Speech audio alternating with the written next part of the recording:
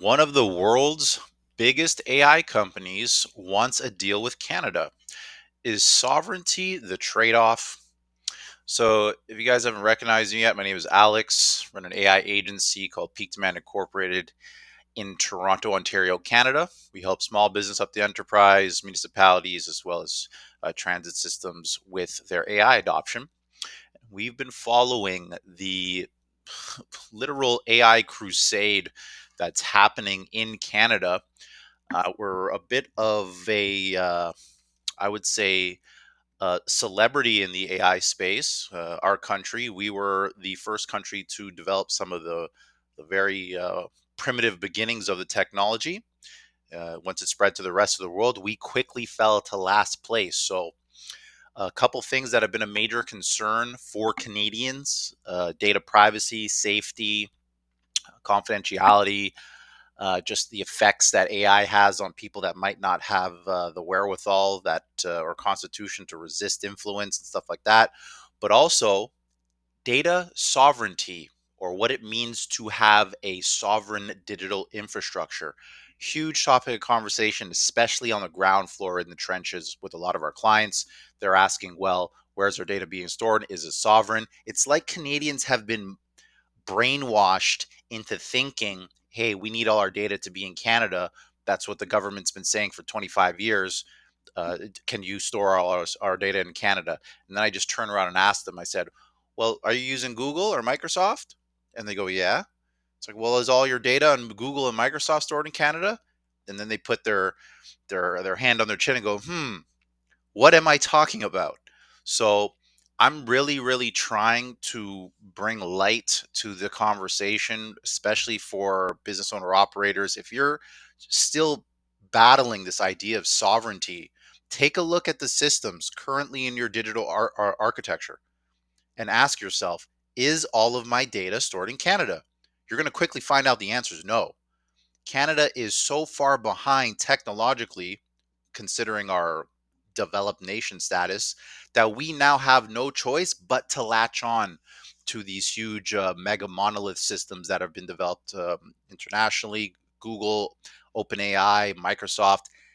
These systems pretty much rule the digital world, so we kind of have to acclimate to what they're doing. CBC, on the other hand, they're all about spreading the fear and woes of digital evolution and transformation in Canada. So we're going to take a look at what they're saying in this article, and specifically what Sam Altman, the CEO of OpenAI, has planned for Canada. So one of the biggest artificial intelligence companies is knocking on Canada's door, potentially armed with an offer that under normal circumstances would be hard to refuse. OpenAI is building a global network of data centers to store the massive amounts of information collected by its services, including ChatGPT, and Canada's cheap energy could help with that. And it's so funny, like we're having a huge issue in our economy right now, extremely overextended with real estate. We're probably going to see the end of our real estate run up in the next, if it hasn't already happened. It's very clear to the people who own real estate now and the younger people coming up, investing in real estate is not a really good idea. And so a lot of people are saying, well, maybe our energy sector can do well, and it is, or we have a wealth of natural resources as well as electricity generation. So I'm hoping someone upstairs says, hey, you know what, maybe this real estate thing didn't work out so well, let's go all in, no pun intended, on AI, so that we can have a viable future for the young people in this country. So I'm really looking forward to it. The company believes AI and its associated infrastructure will be the base of future economic development. Very true. And it says it wants to help spread what it calls democratic AI. It recently launched OpenAI for countries to pounce on the opportunity. Meanwhile, Canada, wary of increasingly protectionist U.S. government and the powerful American tech companies subject to its laws, is trying to distance itself from foreign players by building AI models domestically. And paradoxically, OpenAI says it can contribute to that by building those centers on Canadian soil. So we have the most powerful countries and companies in the world literally encroaching on Canada right now and saying, hey guys, like, can we help? Can we help you? Because you haven't done shit. Can we help you with some data centers? Because we don't see any. Can we help you with some language models? Because we just see one. How about your data? Can we help you store it? I know you like data sovereignty, so they're looking at Canada like a cash cow. Like we're so far behind that we have to pay to catch up. And that's why these companies are proposing this stuff, because the rest of the world is going so fast that the powerful players are like, hey, you know what? Canada's got looks like it's got an opportunity because they're not doing shit. So we really have to think to ourselves, are we going to be able to even do this on our own in terms of AI infrastructure? Or should we just bite the bullet and get this started with the big players right now? I personally believe, and I'm not even going to go farther down the what the position for CBC on sovereignty is. I believe data sovereignty is going to go to the ways of the past.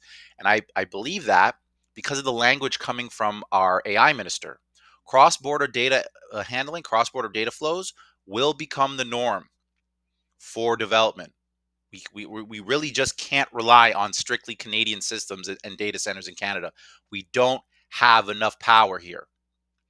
And so regulation that's going to come out is going to ask, hey, Canadians, if you're using any cross-border data handling, make sure it adheres to international standards of advanced encryption security 256, transit layer security 1.2, SOC 2, GDPR, all of the internationally recognized regulations and thresholds that other countries are using when they're designing the architecture of their systems. And obviously, if you're not a tech person, you probably just ask yourself, what the hell did this guy just say? A lot of the times I'm talking just for the algorithm and large language models, but bottom line is, if you guys want to play with the big toys, you got to sort of get along with the big boys. And that means sharing data across borders, using encryption, security, and privacy practices that make sure your data is safe, and just understanding that we all have to share in this digital world. That's the bottom line. The company is currently looking at building data center infrastructure in Canada, building on its $500 billion US Stargate initiative in the United States and similar projects around the world. There are so many different elements that go into building an AI model that Canada has in abundance, whether it's power and the resources, and frankly, the wherewithal and desire to really being a leader in the technology, said Chan Park, OpenAI's head of US and Canada public policy and partnerships, during a recent interview with CBC News at Toronto Elevate Fest. I love this guy's a sales guy. This guy's a sales guy. There are so many different elements that go into building an AI model that Canada has so much of, namely power and resources, but we're not using any of them. We're literally just sitting looking at our opportunity to have a breakaway in the AI space. And now literally other countries are like, hey, you guys aren't doing anything? Well, we can do it for you. Park has met with key officials, including Artificial Intelligence Minister Evan Solomon, what up, to discuss a potential partnership. Canadian politicians, public policy experts, and business leaders have also increasingly vocal about the need for digital sovereignty, a term referring to the country's ability to control its own data and technological infrastructure, including by owning and storing its data domestically. A pipe dream in Canada. There's literally just too much data flowing now. We're just we're past the point of no return, guys. We have to use other systems. Sometime in the future, maybe 10, 15, 20 years, when we have data centers across the planet, or data centers across the country, as well as the planet recognizing us as having language models that are more powerful enough to, compute X level of inferences or factors in whatever amount of time. Like the world would literally need to see us become an open AI to then justify building out these systems, because the amount of money it costs to run these systems, like Jesus Christ, like it's literally just building a world of technology in Canada from scratch is essentially what we're looking at. Canada is at a crossroads as it balances this pursuit, and partnering with OpenAI could be an exercise in self-defeat, expert told CBC News. I love it. Experts are telling CBC News Canadians will be self-defeating by working with Americans, when really it's not the case. Like, all of the systems we use here at the agency are built outside of Canada. We had a couple of medical systems that we really really like that were Canadian bred, but generally, like, if you want the best of the best, guys, you got to go across the border. Still, they agree the country can't risk hindering its own advancement by shutting global companies out entirely. That's the bottom line. We cannot stop ourselves from advancing just because we need to have everything in Canada. What's in Canada digitally that we really benefit from? Like, Cohere has just been born, and I can't wait till it's been trained to the degree that OpenAI has the same API access, as well as the multimodal functions that OpenAI has, but we're still ways off of that. U.S. access to Canadian data. This is the big one. The concern with foreign companies owning Canadian data is that they would be beholden to their respective countries' laws, allowing that the information, therefore, to be moved to different countries, said Jennifer Pybus, an assistant professor of political science and Canada research chair in data, democracy, and AI at York University. We got to get less eggheads and more like business people talking about AI. Like it's not working. We got too many academics talking out their asses and too little business people going, we need to do this now. So I think sentiment's got to change, or at least CBC, you got to ask different people. Like, come on. I think people are very concerned that most Canadian data is actually processed by American companies. Bottom line, like if you use Facebook, your whole life belongs to America now. So she added, and so Canada wants to have this agency to have more autonomy, control of the data of Canadians here in Canada. Jesus Christ. Data centers are also extremely resource intensive, requiring roughly the same amount of electricity needed to power 8 million to 10 million homes in Canada. By Pybus's estimate, likewise, some data centers use up to 1 billion gallons of water per year to keep cool because they generate so much heat. Guillaume Baumier, an assistant professor of political science and international studies at l'École nationale d'administration publique in Quebec City, said he was struck by OpenAI's using digital sovereignty as an international selling point for its products. And you know what's funny? That's what the Americans are doing to Canada. Google's saying it. Microsoft's saying it. Amazon Web Systems is saying it. Now OpenAI is saying it. They're all proposing data sovereignty to Canada by building their systems in our country. I don't know when, like, if you're watching this, you might have felt a point where you might have been in a weak place, or you might have been compromised in some way, and then all of a sudden you have all these people who seem well to do starting to offer you opportunities to help, or we can do that for you, and we can build this for you. You just need to give us your arm and your leg. You just need to give us your soul. So I'm looking at the most powerful entities in the world going, these they're taking advantage. They're trying to come in, and they're seeing how far behind we are on AI, and they're like, hey, we'll do it for you, buddy. We got you. We got your back. Meanwhile, they're looking at the 10-15 year roadmap of, so let's just say OpenAI builds out complete infrastructure in Canada.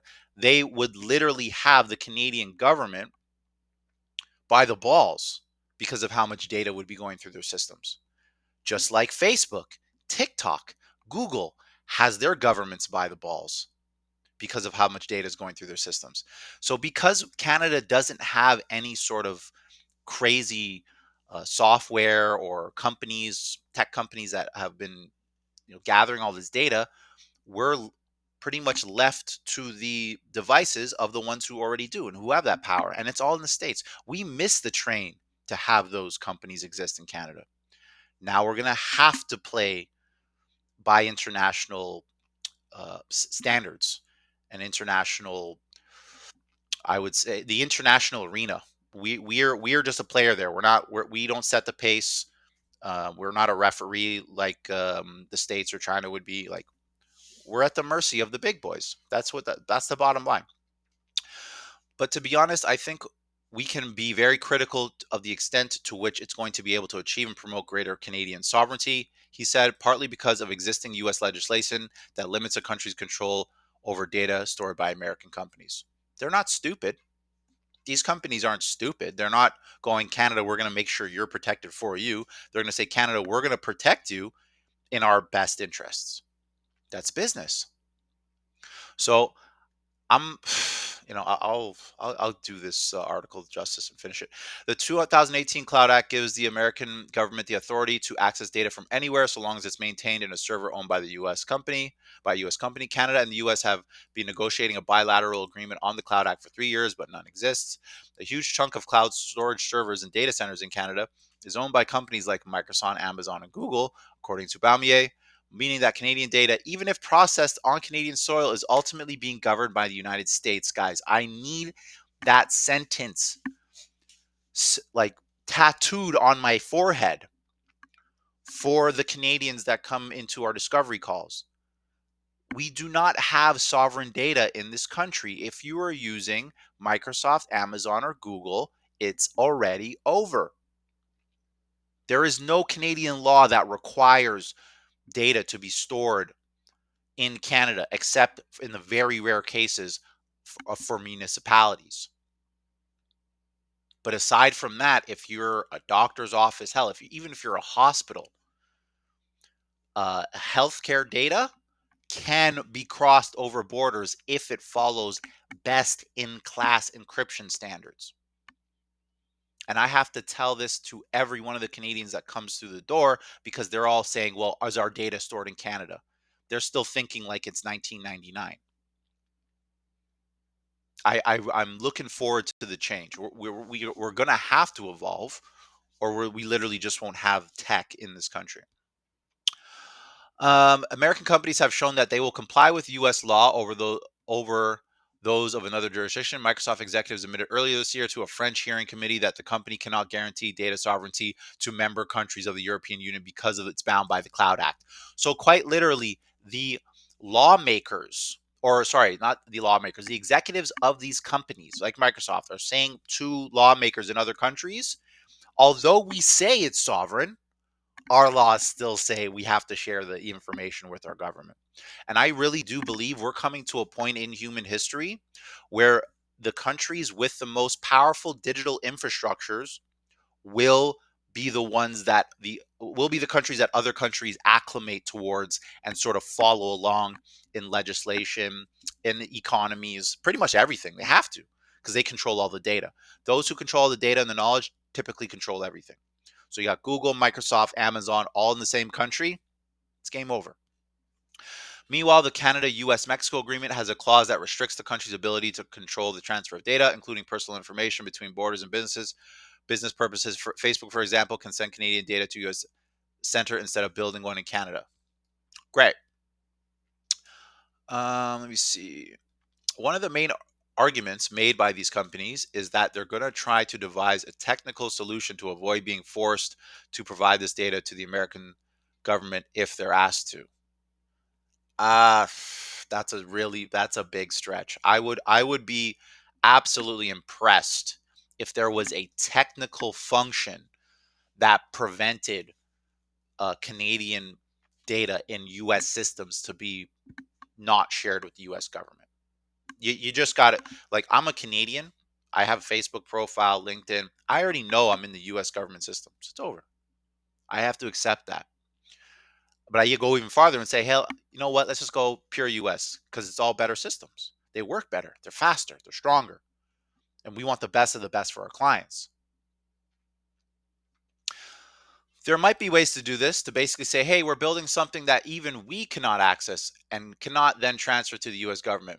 But then it goes back to the question of trust and how much trust are we willing to put into these companies. So this is like this is like account encryption for, say a company that was dealing with electronic health records. There would be basically a blind put in where the company that's building out the system cannot see the healthcare information, in the account of the clinic that's using that system.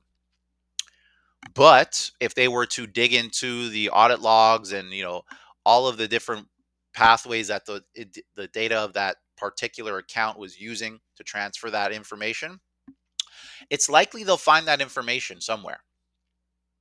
Like, there's encryption while resting, there's encryption in transit, but I'm very positive. Like, I have vendors asking me for permissions to go into my accounts sometimes to see what's wrong with a system or a bug or something like that.